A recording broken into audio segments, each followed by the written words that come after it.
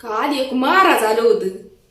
मग त्या महाराजांनी जसं मला बघितलं तसं मला म्हणलं, बालिके तू लय मोठ्या मनाची आहेस, तुझ्या मनामध्ये कुठलंही कपट नाही अजिबात, पण तुझ्या नशिबाला नवरा चांगला भेटला नाही.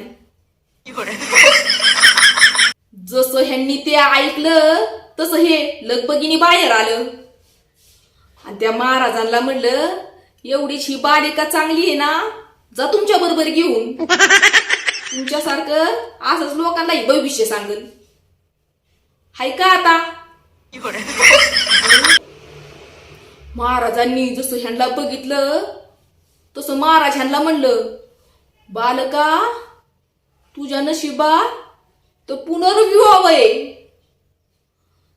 जसं ह्यांनी ते ऐकलं तसं ह्यांच्या मनामध्ये लाडूच फुटायला लागलं आणि आनंदाच्या भरामध्ये ह्यांनी महाराजांना 200 रुपये दिलं.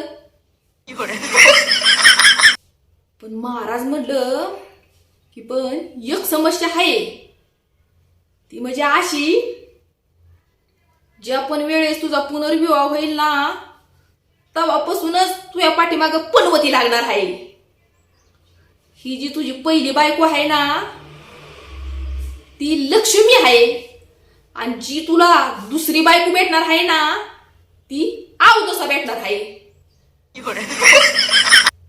जसं ह्यांनी ते ऐकलं तसं यांचं डोकं हल्लं आणि जे दिलेलं ना 200 रुपये ते महाराजांना ह्यांनी परत घेतलं.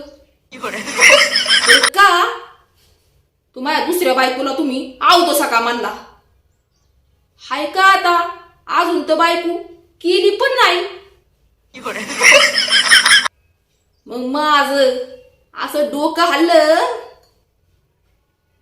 आता ह्या बालकाला 2 दिवस झालं अन्न पाणी दिलं नाही मी.